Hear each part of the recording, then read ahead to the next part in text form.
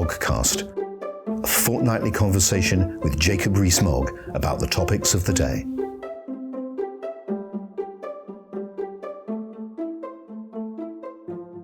Hello, and thank you for joining us for the latest and I believe 77th episode of the Conservative Home Moggcast. Joining me in his usual place is Jacob Rees-Mogg. Hello. Hello, thank you for doing 77 of them. Oh, no, well, I mean, thank you very much for doing 77 of them. We at least get to rotate the cast list a little bit. You know, sometimes I get to stand in for Paul, whereas you have to be here for all of them. So truly, thank you very much. And I'm going to start on a little personal note before we crack on with the business by thanking you to our audience for your help with the recent campaign to get recognition for Sir Henry Wilson. He was a Conservative and Unionist MP who was murdered a century ago last week. And last week, the Speaker, joined by Jacob and Ian Paisley Jr. and several other members of Parliament, unveiled a shield to commemorate him in the House of Commons. And I wrote to Jacob about that campaign and he intervened. And I just want to thank you again. I know we've done it before, but for the benefit of the audience, for your help in that regard. Well, I was delighted that your campaign succeeded and very honoured that the Speaker asked me to unveil the shield to Sir Henry. And it's quite right that people murdered by terrorists should be commemorated in the chamber of the House of Commons. So obviously MPs who are murdered should be, that they have died a secular martyr's death.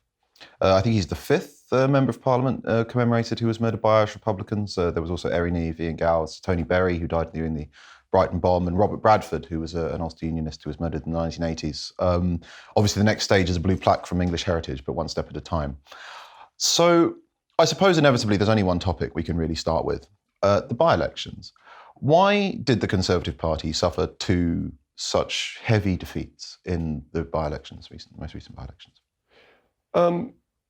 Historically, it is commonplace for governments to lose by-elections and to lose them heavily. That if you look at 87 to 92, when we lost a succession of by-elections, we then won them all back in the 92 general election. Unfortunately, if you look at by-elections between 92 and 97, we then only won one of them back at the ensuing general election. And the need or the aim, the ambition for political analysts, sophologists, is to work out whether we are 87 to 92 or whether we are 92 to 97. And I think that we are 87 to 92, and why? Well, look how poorly Labour did in Holland and Tiverton. That in Eastleigh, 92 to 97 by-election, the Tories came third, and the Labour Party had the slogan of winning by coming second. And that there was such a desire to vote for Tony Blair at that point, there was such enthusiasm for the Labour Party, that even in seats that they weren't going to win, they were performing extremely strongly. And this time, you didn't see that level of enthusiasm for the Labour Party in Devon, but you didn't really see it in Wakefield either. That I think Wakefield leaves as many questions unanswered for the Labour Party as it's difficult for the Conservative Party, that the result in Wakefield would not be enough to get the Labour Party into majority government.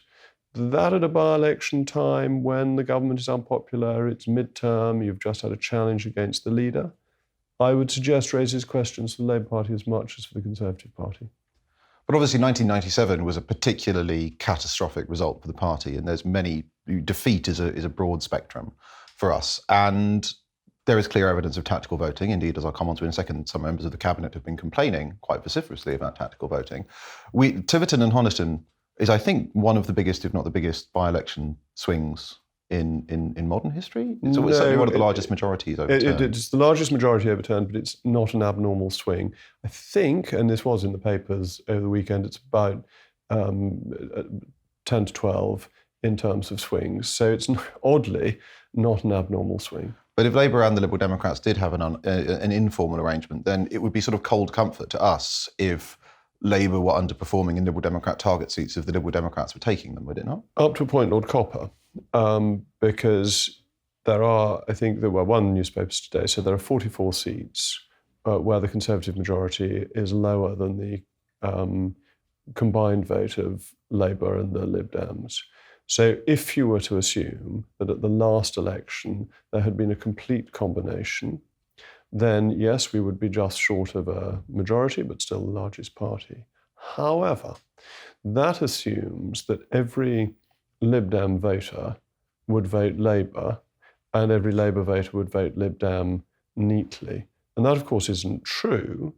And the Lib Dems have found, and they need to be careful of this, that when they go into coalition with another party, as they did with us, but as they'd previously done with the Labour Party, that is very damaging to them. So in 1979, having had the Lib Lab Pact, they do badly. In 2015, having been in coalition with us more formally and for a longer period, they do catastrophically badly, because there are a lot of Lib Dem voters who aren't socialists and are not going to want to vote for a socialist party, or indeed want a socialist party to get a majority. So yes, I think they should be honest. I think what the Health Secretary says is absolutely right. They should tell the electorate the truth and admit what they're up to, but they should be very careful about what they do, because actually a lot of people don't want to vote socialist, and the Lib Dems forget that at their peril. So you think that will be a campaigning point for the Conservatives against the Liberal Democrats? Well, I very much doubt I will be writing the campaign strategy. But it is, of course, what brought Winston Churchill back to the Conservative Party, is the Liberal Party doing a coalition with the Socialists, and Churchill saying he could not be in the Socialist Party. So there's a good historic precedent for it. Fair enough. On the subject of the campaign, was Oliver Dowden a good party chairman? Oliver Dowden is a great man, very effective, capable decision-making minister, and he had a grip on running the party. Was the campaign defeat his responsibility, do you think? Was Critchell Down the responsibility of the minister, whose name's momentarily escaped me, who resigned over Critchell Down? The doctrine of ministerial responsibility is a clear one, but how it's put into practice always depends on the individual minister. Oliver decided that he should take responsibility, and there is a nobility in that. Do you think there was any significance to the fact that he pledged his allegiance to the party but not to the Prime Minister? Well, I think to differentiate and read the runes, to do an exegesis of a letter, very often reads things in that weren't in a letter that was sent at 5 o'clock in the morning. Fair enough. Well, it is our job. A very, very honourable job it is too, but I'm not sure it's very productive. Fair enough. What impact do you think these by-elections would have had on the no confidence ballot of a few weeks ago if it had been held after them? I think that people voting in the no confidence vote assumed that we were not going to do well in the by-elections. I think they'd already reckoned with that. Do you think it's going to have an impact on the upcoming elections to the 1922 committee executive? I don't have a vote in the 1922, as you will know, and as most of your listeners will know. But when I voted in 1922 elections, I didn't vote a party ticket or a faction ticket. I voted for my friends within the party. And I think that is how most MPs vote. I may be proved wrong. We will see what people decide to do. But I think most MPs vote for who they know and like and who they think will be good representatives of them, rather than thinking I'm voting for proxy for the Prime Minister. I suppose one might suggest that the difference between friends and factions might be slightly less clear-cut than that answer suggests, but fair enough. Do you have not really. I mean, look, I voted for Simon Hoare to be chairman of the Northern Ireland Committee, because he is... That's unforgivable. I thought you'd say that. Simon is one of my oldest friends in the House of Commons. I was always going to vote for Simon. There's no higher duty to the union. Sorry, ladies and gentlemen, I've been thrown here. Simon is a committed unionist. He and I disagree on the European issue very profoundly, and always have done ever since we were university together. But he is a very good and decent man, a sincere conservative, and I was more than happy to vote for him in that context. So I think one votes for people that one thinks highly of, rather than on a factional basis. Fair enough. And the last question on this: do you have any idea why the 22 do you reckon the 22 elections have been held back in order to be held after because they are very late at this point, aren't they? They were supposed to be, I think, a couple of months ago, and I understand that they've been sort of pushed back a little bit, but it is an unusually long time. Do you reckon there's any mischief in the timing? You'll have to do the Brady cast to find out the inner workings of the 1922. Oh well, maybe we will have a Brady cast, but I think we suddenly start acquiring casts left, right, and centre. So we'll stick with this one for now. It's been proven to work, so we'll stick with this one for now. So, change of topic. What is the government's long-term plan for dealing with inflation? There are three ways of dealing with inflation. Three areas that you have to get right to deal with inflation: monetary policy, fiscal policy, and supply-side reforms. So what do you have to do in those terms? Monetary policy is obviously given to the Bank of England. The Bank of England is independent, but it is tightening monetary policy. Now, after a period of extraordinarily loose monetary policy with 20% money supply growth in 2020, with whatever it is, £875 billion of quantitative easing still out there. So we are a long way from the monetary policy that we might have wanted to have been going into an inflation with. And you then face the difficult question, which the bank is wrestling with, of how fast you tighten monetary policy when you risk having fundamental economic consequences of that. They are independent, they have to wrestle with that, but tightening monetary policy is one of the tools. Tool number two is fiscal policy, and this means keeping control of public expenditure. It doesn't necessarily mean tax increases, indeed it could mean tax cuts, because those of us who are admirers of Reaganomics will remember that his means of keeping expenditure under control was to cut taxes so that the government simply didn't have the money to spend more. And that brought public expenditure under control, though the deficit obviously rose very sharply under his presidency, at least initially, but the success of the Laffer curve and the economic growth it provided ultimately meant that the budget deficit in the US came under control and got in surplus by the time Clinton was president, essentially getting the Reagan economics, the Reaganomics benefit. It's a great line of Reagan on the budget deficit, which you will know. When asked what he was going to do about it, he said the budget deficit is big enough to take care of itself, which turned out to be true. And then the third area is supply-side reform, which is perhaps the area I'm most involved with trying to roll back EU law. And the thing you find about EU law is really what Denning said was true in all aspects, that it came in to our watercourses and went up and got into every sort of little stream and well across the country, and we're trying to push it back.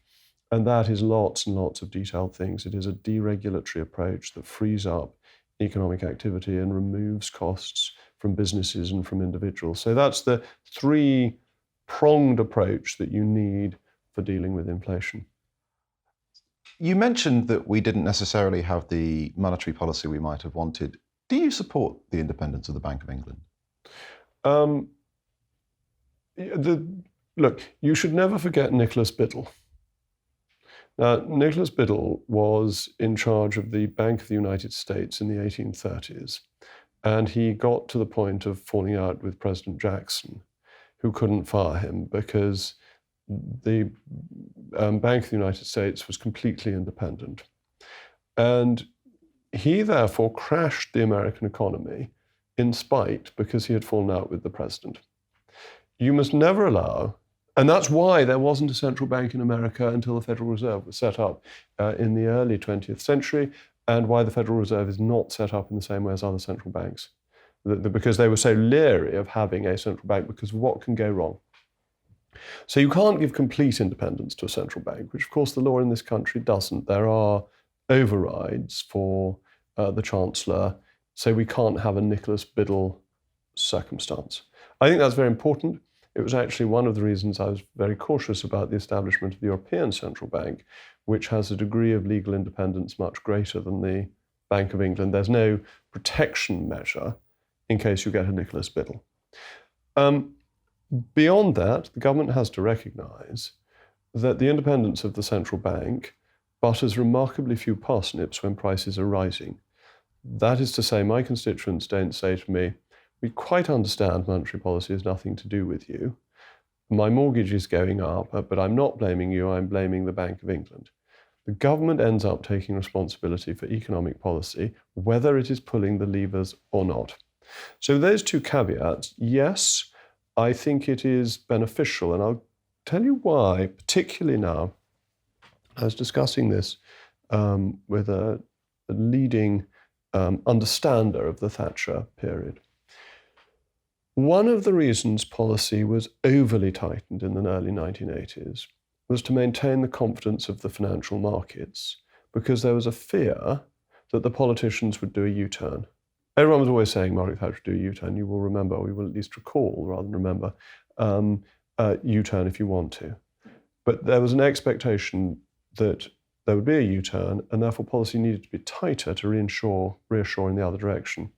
An independent central bank is a reassurance against a politically motivated U-turn in monetary policy, and therefore means you can probably finesse it more than you could do if it were being decided by the Chancellor of the Exchequer, because of that doubt of politicians effect, doubt of politicians' consistency effect. And if it applied to Mrs. Thatcher, you see it applies really to everybody. So I think its independence is economically beneficial, actually helps keep monetary policy nuanced, which is very important because we don't want tightening policy to tip us over into a deep recession. If controlling public expenditure is an important part of combating inflation, should the government forsake the pensions triple lock? That is an interesting question. You are torn between the manifesto promise and, perhaps most importantly, the number of pensioners who are very badly off, and that our pensioners relatively don't get as large a pension as people in other countries, and that the triple lock has had the effect of rebalancing. Now, in 1979, when Margaret Thatcher took away the earnings link from pensions, that was a key part of bringing the fiscal settlement into balance when it was out of balance and needed readjusting. That then had to be reversed from 2010 by the triple lock.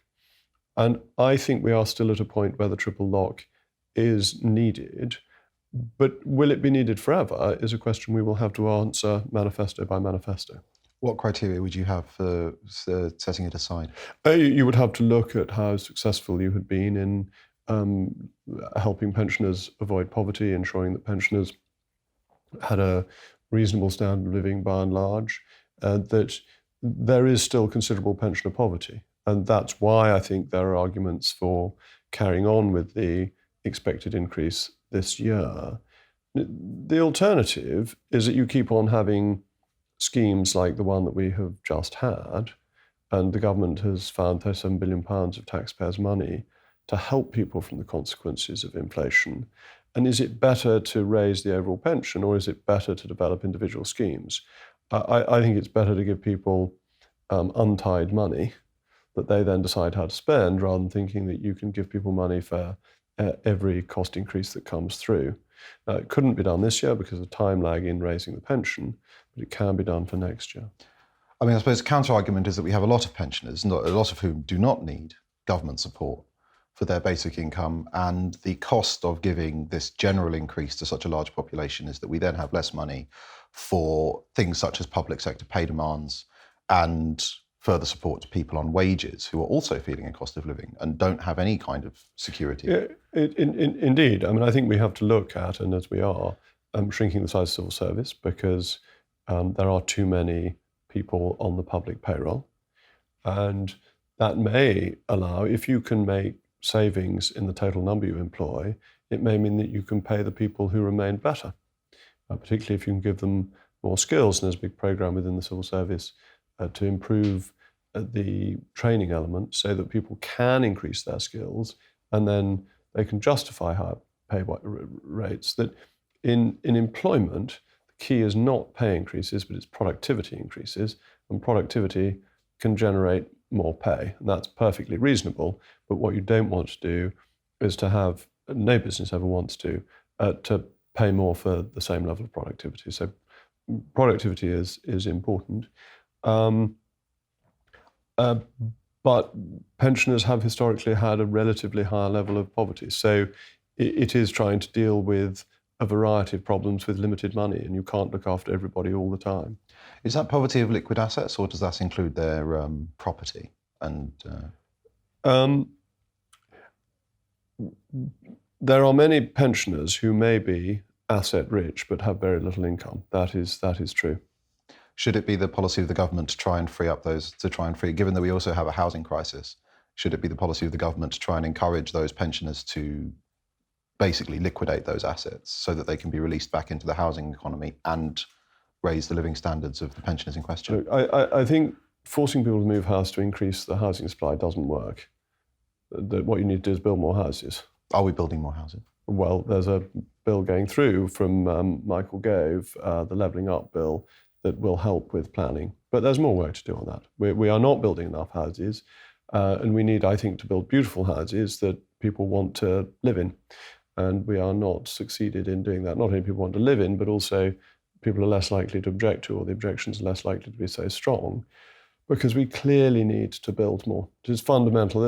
All the sort of tweaks and fiddling around the edges with housing does not deal with the fundamental problem, is that we don't have enough houses for the size of population that we've got. And our population has grown faster since 1990 than we thought, because we couldn't count the numbers coming in from the EU. And that's 3 million people. I mean, it's not trivial numbers. Bear in mind, we thought there were 3 million people who were going to get the transition rights of EU member state nationals. It turned out to be 6 million. Mm. You've only got 3 million people more living here than you think. You need quite a few houses. You do. Although we have an 80-seat majority and we've had to retreat from the planning bill. So I suppose you can see why people might be sort of despairing slightly of the Conservative Party's ability to deliver. It's something you've got to win the argument for it in the country at large. People need to feel that this is true. Not only the groundwork.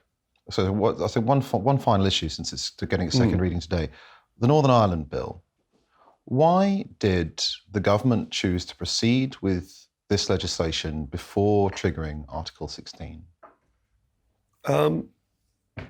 Because I think it didn't need to trigger Article 16 to proceed with this legislation.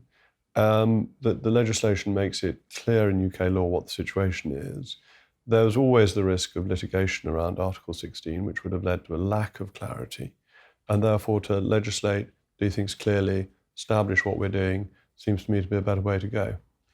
Do you think that the bill, how do you expect the bill to fare? You used to be leader of the House, so it's a controversial bit of legislation. Do you think it's going to survive? A, is there support for it? Is there sufficient support for it on the backbenches in the Conservative Party to get through the Commons? And B, how do you think it will fare in the Lords?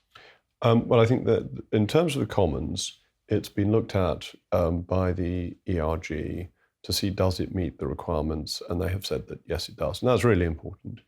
But it also, I think, satisfies the left of the party because it's clearly within international law. And so there isn't the great row you had over the UKIM bill about whether or not it breached international law. So I think the Commons processes will find a lot of support from across the party. The House of Lords is a different kettle of fish, and the House of Lords will have to decide the extent to which it wishes to carry out its function as a revising chamber, and to what extent it has decided to be a party political chamber that doesn't like the policy of the current government. In the last session of Parliament, it spent a lot of time in the latter category, thinking that its job was to override rather than correct the elected chamber. And I don't think that's a good route for the House of Lords to take. Based on your experience of dealing and guiding through government legislation, and as you say, the changed approach of some elements of the House of Lords, particularly, I think, I can say on a Conservative podcast, the 80-odd Liberal Democrat peers that David Cameron put in, is there a case for making, obviously not abolishing the House of Lords or anything, but for making some sort of adjustment to the operation of Parliament to make the proper relationship between, because this relationship has often been tweaked. Is there a case for some new bill in the House of Commons, some new law to tweak the relationship to make the revising element clearer? No, I mean, I think the Lords usually gets into the right place in the end. It takes a lot of time doing it. So if you take the Borders Bill last year, I thought the Borders Bill would need to have the Parliament Act applied to it. I thought it was very unlikely that the Lords would see it through in the end. The timetabling and scheduling it in the House of Commons ensured that it was possible to use the Parliament Act on it, and relatively quickly. But the Lords, in the end, reluctantly, even after, I think, 3 rounds of ping-pong, accepted the proper constitutional position. So I wouldn't lose hope. I wouldn't abandon hope on the House of Lords. I think there are plenty of sensible peers in all parts of the House of Lords who recognise things like the Salisbury Convention and the general conventions between the Lords and the Commons that aren't necessarily as formalised as the Salisbury Convention, that simply make the place work. So now I haven't given up hope on the House of Lords, but I think it's important that it recognises that the Northern Ireland Protocol is an especially political act, and one where they need to focus on revising, not extremes of europhilia, which may afflict some of their lordships. Well, I'm sure we'll get to come back to it as it makes its way through Parliament. But I think we've taken up more than enough of your time for the day, and our listeners have been hugely illuminated. So thank you very much, as ever. No, you are kind. I think it's more of your listeners' time than of mine. I wonder how great their patience is. But thank you. I'm sure they appreciate it as I do. But thank you very much, My as pleasure. ever. And we'll join you again in a couple of weeks. Brilliant. Jacob, Thank you very much. Thank you. The Moggcast, a fortnightly conversation with Jacob Rees-Mogg about the topics of the day.